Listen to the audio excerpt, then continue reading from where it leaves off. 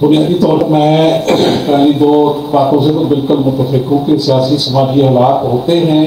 جو کسی چیز کو آگے بڑھاتے ہیں۔ بیانیے کی جو بات کی ہے قاسم محمود صاحب نے، ہر دور میں کوئی نہ کوئی بیانیہ تو موجود رہا ہے، شاعری کے حوالے سے بھی رہا ہے۔ ناول کا یہ ہے کہ وہاں آپ فکری سطح پر زیادہ نکھار کے اپنے بیانیے کو سامنے لاتے ہیں اور آپ کے پاس گنجائش موجود ہوتی ہے۔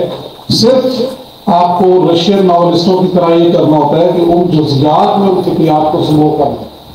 ہمارے ہاں فکریات ایک الگ سطح پر تیرتی نظر آتی ہے، اس کی وجہ دوسری ہے۔ اعجاز صاحب نے جو نشاندہی کی، میں نے کہیں ذکر بھی کیا تھا یہاں اس میں بھی، کہ انتظار صاحب کے مضمون کا کہ غالب کو اگر تسلسل سے پڑھے تو اس کے ہاں وہ ناول کی جزیات موجود تھی جو تخیل سے پیدا کی جاتی تھی۔ اب جہاں سیاسی سماجی صورتحال، جیسے بی ایچ ناز نے کہا کہ ناول دوربین سے بڑی ایجاد تھی انسان کی، تو یہ ممکن نہیں ہے کہ اگر انہوں نے دوربین کی ایجاد کو اپنے مقاصد کے لیے استعمال کیا تو ڈیفینیٹلی ممکن ہے جو خدشہ دوستوں نے ظاہر کیا، ناول بھی کہیں ان کا بیانیہ بھی فروغ دے رہا ہو جن کے بیانیے کو شاید ہم پسند نہ کرتے ہیں، لیکن ناول ان کا اینٹی بیانیہ بھی پیدا کر رہا ہے کہ ضروری نہیں ہے، جیسے اقبال کی بات کی ہے کہ اس نے ایک اینٹی بیانیہ کو پیدا کر لیا تھا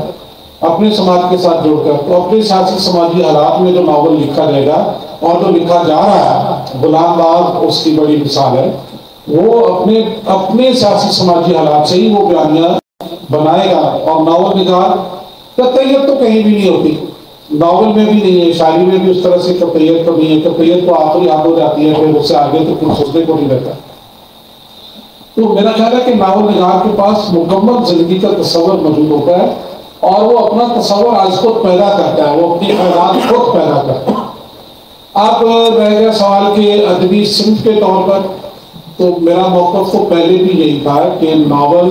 ہمیشہ سے ایک صنف کے طور پر، اپنی جاندار آواز کے طور پر یہ موجود رہا۔ ہاں، بڑا ناول چونکہ اردو میں آئے ہی نہیں، تو اس لیے اگر کسی بڑے پیڈسٹل پر جا کر ناول کی تلاش کریں گے تو شاید ہمیں ناکامی ہو،